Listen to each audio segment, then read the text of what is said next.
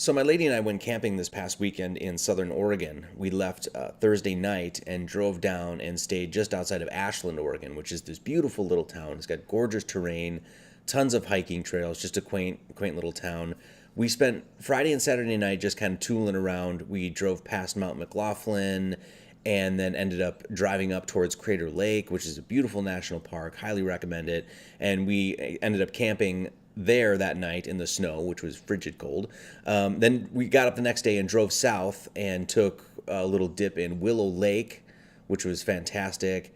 And then we ended up camping out under the stars in the Siskiyou Wilderness in the middle of the national forest. And there was no one around for miles. It was a perfect campsite. We had a campfire. It was whisper quiet. It was just awesome. We had 2 days of just breathtaking, gorgeous skies, breathtaking blue, gorgeous skies, ocean blue skies, if you will. Not a cloud to be seen in 2 days. So the next day we wake up with the sun and we unzip our tent and we get out and we look up and we say, hey, there's a little wispy cloud here and another one there. And so that day we had planned on doing a hike, Grizzly Peak, the first thing in the morning. So we wanted to get up early and get on the hike, which is it was only like about a modest 5 mile or so hike or whatever. So we packed up pretty quick, made some coffee, and we took off and we started driving. So we get to the trailhead and we start hiking, and we are hiking along and we look up and we can see that they're starting to dust the sky everywhere, all around us. It was very clear to see what was happening too. I mean, we basically got up and it was essentially blue skies all around us, and then we watched as there were several planes just leaving these trails of clouds behind them. And you can see they were, we got pictures of them spraying here and another one here.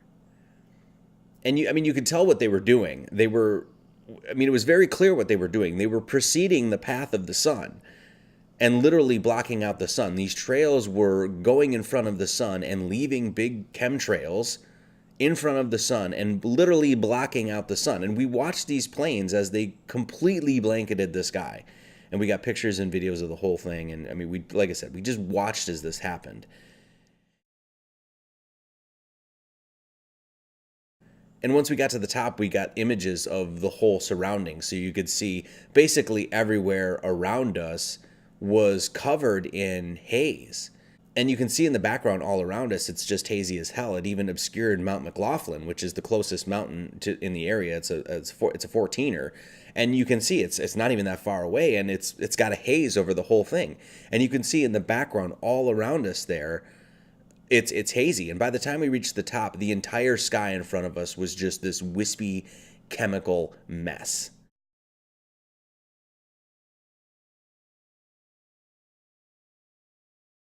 And I'm going to zoom in here to Shasta in the background there. So that's Mount Shasta there. And you can see as we're zooming in here, there's some actual like real billowy sort of clouds in the upper right corner there, and then on the left a little bit.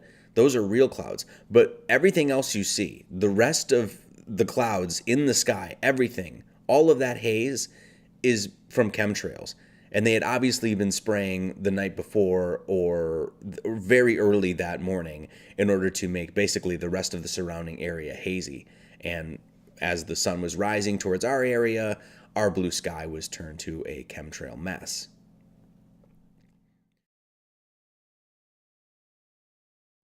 And we were crushed because we were here.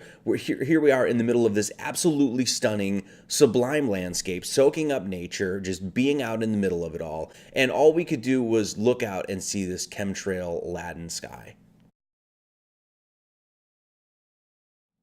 And so we ended up heading south to California that afternoon and drove through the redwoods, which was amazing, by the way.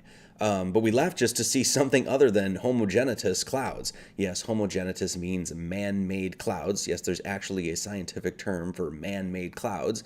And the USA Today here just wants to remind you that they are not chemtrails. I wish they'd give us a chemtrail report on the news so we could plan our vacations around where they're going to be spraying. Like, oh shit, they're going to be dumping on Portland this weekend, so we can't go hiking along the Columbia River because the wind is going to pull all the chemtrails into the gorge, and it's going to be a mess. So maybe we'll just stay indoors and hit a Trailblazers game, or maybe we can head down to the coast and hit the Oregon dunes and bury our fucking heads in the sand. It is absolutely astounding to me that there are people out there that deny chemtrails. There are people that believe that all of this is just condensation from planes. Well, it couldn't possibly be condensation because what? Were there no planes flying in southern Oregon for 2 days? Did a travel ban happen in Oregon while we were in the woods? I mean, maybe that could happen. I don't know. We just didn't hear about it.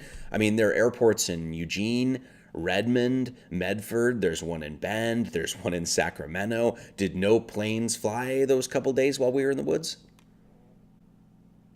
Condensation, because, sometimes it just skips. They are openly admitting that they are spraying now. So all those conspiracy theorists that have been talking about it for years and saying that, hey, they're spraying us with chemicals in the sky, well, it turns out they've been validated and vindicated. So here's an article from the New York Times with geoengineering propagandist, artist extraordinaire, mastermind David Keith, which is a downright frightening read. I'll link it below. So I first heard about chemtrails probably around late 2005 or 2006, I want to say. I remember a client had come into the sign shop I was working at the time, and he handed me a DVD on 9/11, and I think it was Loose Change. And then a few weekends after that, he ended up handing me another DVD about chemtrails. So you could tell he was trying to red pill me. Apparently it worked. And he's like, hey, just watch these. And I did, and I was astounded. And I remember seeing chemtrails after that. And back then, they weren't spraying nearly as bad as they are now. Now they're covering the sky, and they've gotten really, really good at it. So, and I remember after I found out about chemtrails, I remember looking through a bunch of my old photos and seeing them in pictures. And I had no idea at the time, of course, but once I figured out what they were, I realized, oh yeah, those are pictures of us being sprayed with chemicals. Great.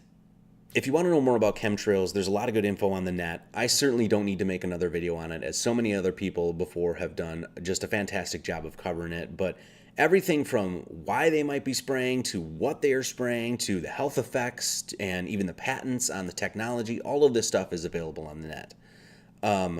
A friend of the Marty Leeds Mathematical Radio Hour, Matt Landman, recently released a documentary on the subject called Frankenskies, and I haven't watched the whole thing in its entirety yet, but I caught Matt's presentation here live in Eugene, and me and my lady really enjoyed it. He's full of piss and vinegar and spunk, and he does a really great job of presenting the info. So go check that out. There's What in the World Are They Spraying? I know that's another documentary, and I believe there's a follow-up to that film.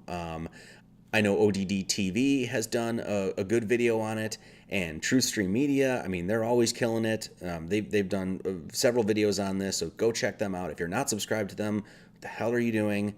And hey, YouTube, it's Richie from Boston. I know RFB has covered it a ton, so go check out his stuff. There's a lot of info out there. Please educate yourself on this subject. Usually when I script these videos, I always like to leave you guys with something positive or affirming or thoughtful or beautiful, or, something that you can take with you, something to get you to think differently about this wild and wacky world that we live in, because that's ultimately what I want this channel to be about. Resurrecting the sacredness of everything around us and reclaiming it. But with this subject, I got nothing. I have nothing good to leave you with. We're being sprayed. Chemicals are raining down on us. I see it daily, weekly, and continuously, and at least in Eugene, Oregon here, aggressively. I've seen this shit for years now, and they are perfecting what they're doing. They're getting really good at what they're doing. And it's downright frightening, and it's straight apocalyptic nightmare shit. And what's more frightening is the amount of people out there who are walking through life completely oblivious to it. Anyway, I guess I got one thing for you. Don't be shy when talking about this stuff. Bring it up to people. Talk openly about it, whether or not you sound crazy. Who gives a shit? Who cares? Look around you. The whole damned world is crazy and becoming exponentially more unhinged every moment. So if you sound crazy, hey, you're in good company. When you talk to people, just tell them, look up. Look up. Look up.